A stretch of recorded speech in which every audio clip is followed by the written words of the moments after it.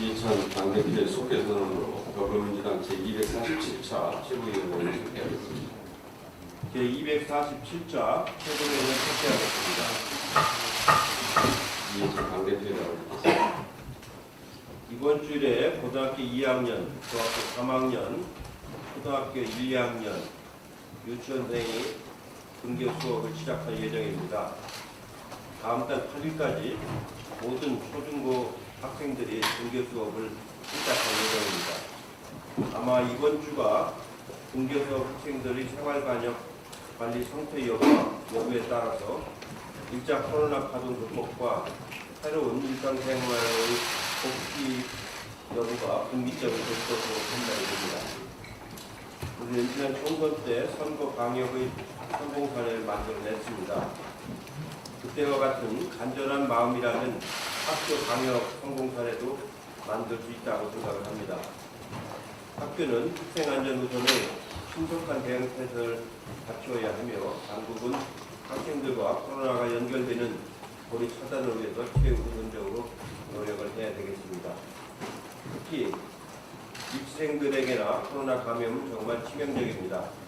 국민 여러분, 우리 모두의 소중한 일상을 지켜내기 위해서 나 자신의 일상을 조금씩 양보하는 마음으로 우리 학생들을 지켜주시기 바랍니다. 이렇게 늦게 보니까 학교가 아니고 검정고시를 보는 사람들이 검정고시를 다 왔습니다.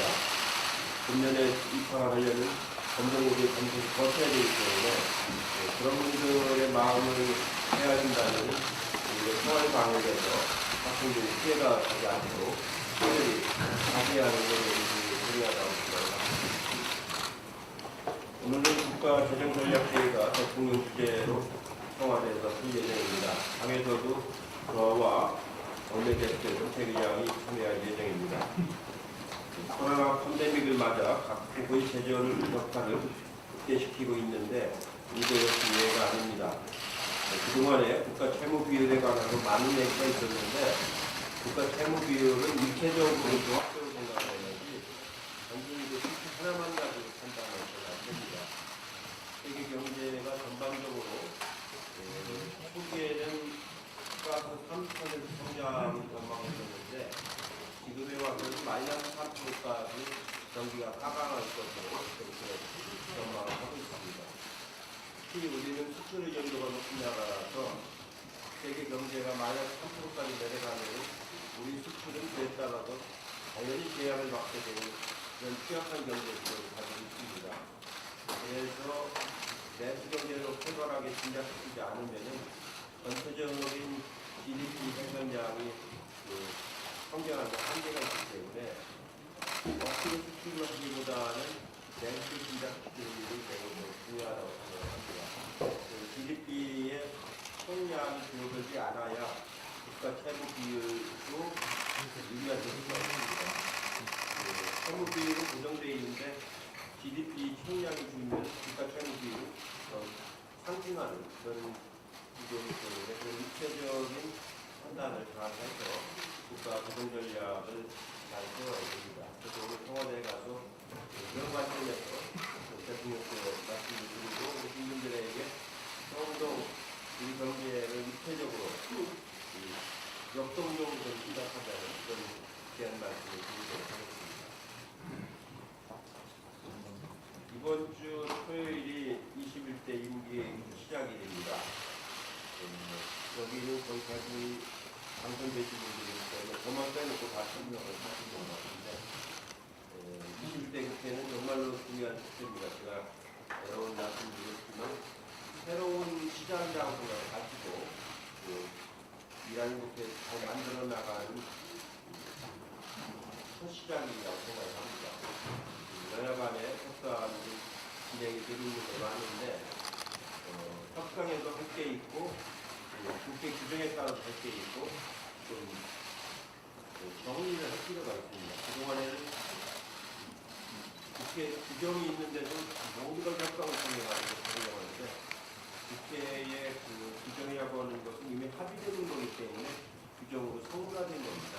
그래서 국회 규정은 규정대로 따르고 또 정무적으로나 정치적으로 협상할 때 또 협상을 하는 그런 그 20대 국회가 그대로 본연의 기간에도 협상과 국회 규정 이 부분을 종합적으로 다 판단해 주시기 다시 한번 말씀드리겠습니다.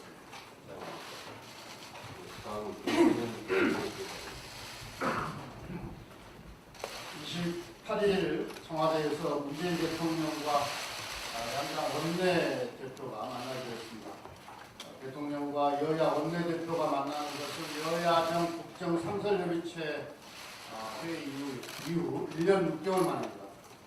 20대 국회에서 여야정 국정상설협의체는 1차 회의를 끝으로 더 이상 가동되지 못했습니다. 정부와 국회의 협력이 필요했던 많은 순간들을 속절없이 흘려보냈습니다. 다행히 21대 국회 개원을 앞두고 대통령과 여야 원내대표가 마주 앉게 되었습니다. 이번 회동이 행정부와 입법부의 협력 그리고 여야 협력이 한 단계 도약하는 발판이 되기를 기대합니다. 이번 회동에서 다룰 핵심 현안은 코로나19 극복을 위한 정부와 국회의 협력 방안입니다. 코로나19로 인한 경제적 충격이 2008년 금융위기, 97년 외환위기보다 더 클 수 있다고 예상하는 전문가들이 많습니다. 3차 추경을 비롯해 위기 극복을 위한 과제가 산적해 있습니다. 정부와 국회가 긴밀한 협의를 통해 속도감 있게 대책을 마련해야 합니다. 앞으로 정부와 국회가 어떻게 협력해 나갈 것인지 심도 있는 논의를 진행하겠습니다. 국가적 비상 상황에서 열리는 이번 회동에 우리 국민들께서도 큰 기대를 하실 것입니다. 여야가 위기 극복에 대한 공감대를 형성하고 국민의 기대에 부응하는 생산적 결론을 도출할 수 있도록 노력하겠습니다. 어제 여야 원구성 협상을 시작했습니다. 이제 21대 국회 임기 개시일이 5일 앞으로 다가왔습니다. 원구성 법정 시한인 6월 8일까지는 약 2주 정도 남았습니다. 국회법에 정해진 날짜에 국회를 여는 것은 너무나 당연한 일입니다. 법을 만드는 국회가 법을 지키는 것은 기본 중에 기본입니다. 더욱이 21대 국회는 코로나19 위기 극복이라는 막중한 책임을 부여받았습니다. 지금은 전 세계가 한 번도 겪어보지 못한 비상 상황입니다. 100년 역사의 글로벌 렌트카 업체 허츠가 파산보호 신청을 하는 등 수많은 글로벌 기업들이 도산 위기에 놓여 있습니다. 국내 기업들도 위기에 처한 곳이 많습니다. 수많은 중소기업과 자영업자가 벼랑 끝에 서 있는 상황입니다. 비상 상황에서는 비상한 각오가 필요합니다. 국회가 비상한 각오로 신속하게 행동에 나서야 합니다. 첫 출발은 정해진 날짜에 21대 국회 문을 여는 것입니다. 긴박한 상황에 놓여 있는 국민의 삶을 지키기 위해서 국회를 반드시 제 날짜에 시작해야 합니다. 또한 일하는 국회 시스템을 갖춰야 합니다. 국민의 절박한 상황에 응답하는 일하는 국회가 되어야 합니다. 일하는 국회를 만들어 기업을 지키고 일자리를 지켜야 합니다. 일하는 국회를 만들어 민생을 살리고 경제를 살려야 합니다. 일하지 않는 국회로 인해 발생하는 피해는 고스란히 국민의 몫입니다. 국회를 멈춰 세우는 잘못된 제도와 관행은 이제 개혁되어야 합니다. 일하는 국회, 새로운 국회를 만드는 일에 야당도 함께 할 것이라고 기대합니다. 내일은 저와 주호영 원내대표가 만나 논의를 할 예정입니다. 일하는 국회의 초석은 신속한 원구성입니다. 원구성 법정 시한을 지켜야 한다는 데는 주호영 원내대표도 이견이 없을 것이라고 봅니다.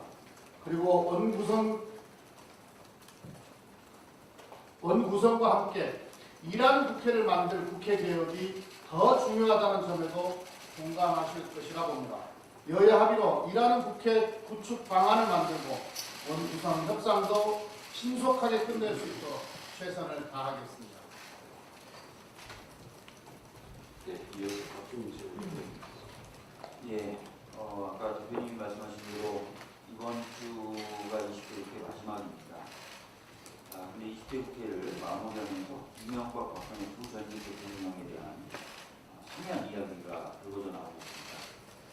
대부분 사면을 이야기하시는 분들은 이제 국민 통합을 이유로 두고 계신데요.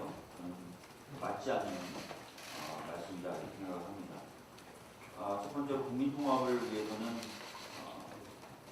추진하는 사면이 국민 통합의 효과가 진짜 있어야 되는데 두 전직 대통령에 대한 사면은 제가 봤을 때는 국민 통합에 전혀 도움이 되지 않을 것이기 때문입니다.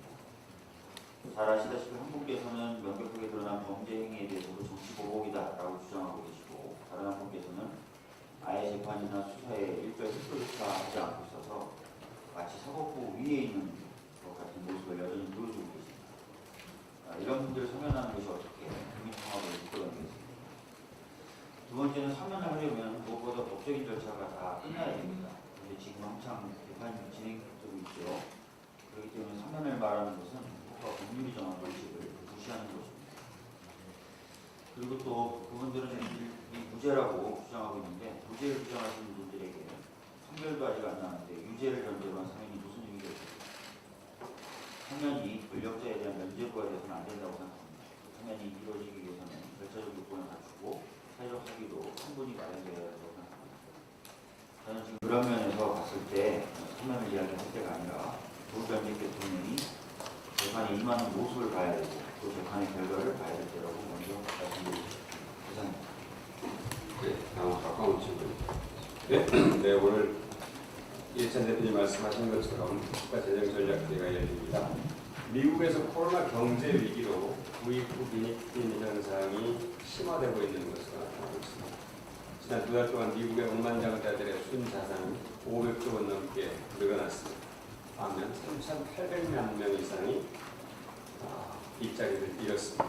경제 위기가 양극화 현상을 더욱 심화시키는 것으로 보입니다. 우리 경제도 수많은 국민들에게 피해가 집중되는 일자리 위기가 가시화되고 있습니다. 노인 일자리, 공공 일자리, 고용 안정지원금 등 우리의 사회 안전망이 없었더라면 그 충격은 지금보다 훨씬 더 컸을 겁니다. 1997년 외환위기 때 국가 채무 비율은 11%였습니다. 국가 채무 비율이 낮아서 문제가 발생하지 않았던 것이 아닙니다. 국가 채무 비율을 주장하는 것은 그것이 절대적인 기준이 아니라는 것을 국민들이 인식하고 계신다는 점을 분명히 알아야 할 것입니다. 금과 옥조가 아닙니다. 국민 회계의 최소한의 구매력을 지켜주는 것이 훨씬 더 중요한 가치가 될 것입니다. 재정의 국민들을 위해서 충분한 역할을 하지 못한다면 한국판 유대의 모든 국민을 위한 새로운 계약이 아니라 자칫 특권 경제를 강화시키는 올드딜이 될 수 있다는 점을 유의해야 될 것입니다. 오늘 재정전략회의가 국난 극복과 구약을 위한 재정의 책임 있는 역할을 재확인하고 한국판들이 추구하는 근본적 목표와 의미에 대해 국민들의 공감대를 넓히는 의미 있는 회의가 될 것으로 기대합니다. 한 가지만 좀 더 말씀드리고 싶습니다. 이제 원내대표님과 원내수석 대표님께서 원구성 협상을 하실 텐데요. 사실 지금 현재 상임위원장을 여야가 이렇게 의석비에 따라서 분배하는 그런 전통은 1988년에 생긴 것으로 알고 있습니다. 1988년 총선에서 이른바 여소야대 의석 구도가 생겼기 때문에 당시 여당인 민정당의 힘만으로는 도저히 국회를 정상적으로 운영할 수가 없었기 때문에 야당들에게 상임위원장 자리를 안배했던 것이 그 시작이었던 것으로 알고 있습니다. 지금 87년 체제를 들고 얘기하는 것은 옳지 않은 것 같고요. 특히 이번 총선에서 보여준 국민들의 명령은 야당의 견제나 감시 역할보다는 야당의 진정한 국정에 대한 협조를 분명히 국민들께서 명령하시는 것이라고 이해하는 것이 야당의 옳은 자세가 아닐까 이렇게 생각을 합니다. 오늘 대표단에서 협상 과정에서 충분히 그런 부분이 반영될 것으로 생각을 합니다만 야당도 이 문제에 대해서 정확하게 인식하는 것이 이제는 필요한 시점이 됐다 그렇게 말씀드리겠습니다. 다음은 서른시고 최근 정의연 논란과 관련해서 위안부 운동과 전시 성범죄 실체마저 왜곡하려는 무분별한 움직임에 대해서 한 말씀 드리겠습니다. 이명박 정부 당시 청와대 외교안보 수석을 지낸 천명우 한반도 미래포럼 이사장은 24일 일본 요미우리 신문과 인터뷰를 하면서 2012년 사이토안이 자초된 것은 위안부 피해자 한민들의 이해보다는 자신들의 역할이 사라질 것을 우려한 정례협 때문이라는 식의 발언을 했습니다. 일본 총리의 사죄 편지와 국고 1호 지급을 골자로 하는 사이토안은 일본 국고로 보상 재원을 마련했다는 점에서 진일보한 해법이라는 평가도 있었지만 일본 정부의 법적 책임 인정 부분이 명확하지 않았고 정부의 반대 때문이 아니라 일본 민주당 내각이 정치적 위기를 맞으며 무산된 바 있습니다. 사이토안을 추진했던 당사자인 사이토 전 관방부장관은 2013년 아사히신문과 인터뷰에서 이 안이 합의에 이르지 못한 이유에 대해 총리가 중요한 해산을 선언했고 한편으로는 한국에서는 완전히 대통령 선거 모드로 접어들었다 그 배경을 설명한 바 있습니다. 저는 그보다 제가 본유산 철거 수요시 중단을 요구하는 집회와 기자회견을 잇따라 여는 등 역사적 사실마저 왜곡하며 위안부 운동의 정당성을 훼손하려는 움직임이 이어지고 있습니다. 일본 우파 언론들은 이들의 주장에 편승해서 일본 정부의 책임을 지우려는 노력을 하고 있습니다. 푸시TV는 전영우 이사장의 발언을 언급하며 한일 간 현안을 해결하려면 한국 시민단체에 변화해야 한다라는 주장까지 내놓고 있습니다.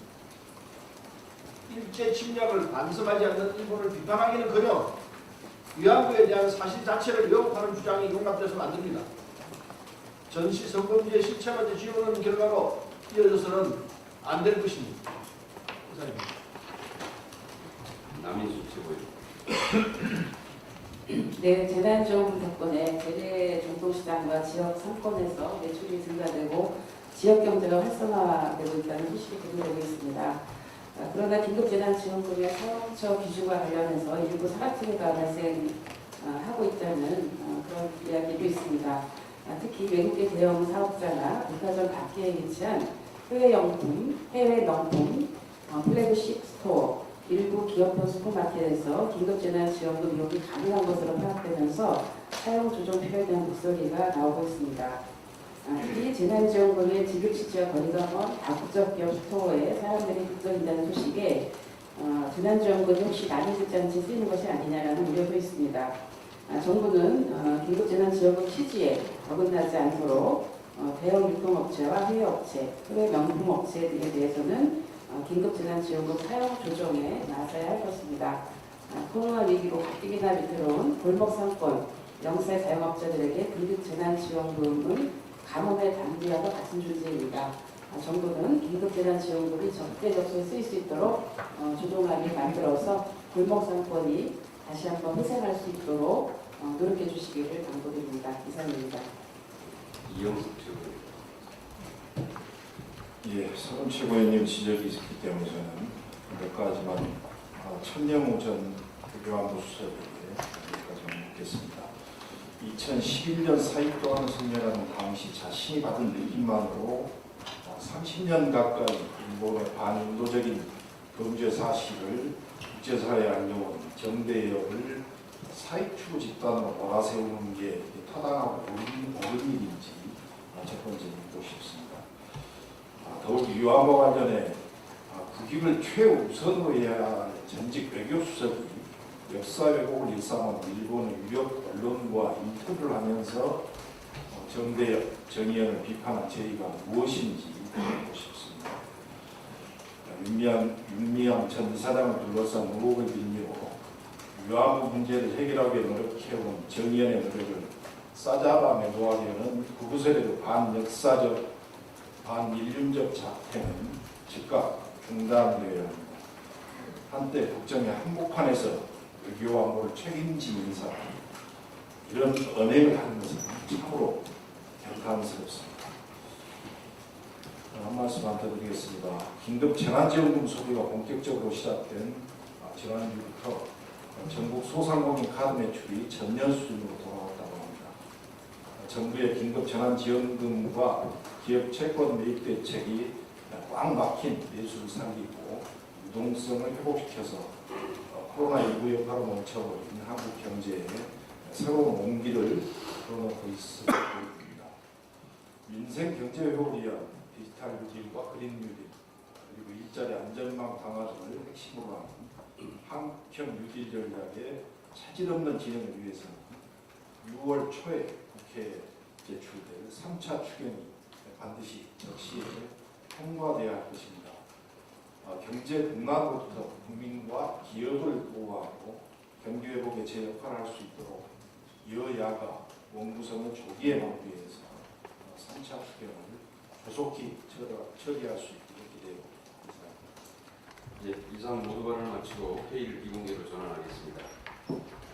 예, 오늘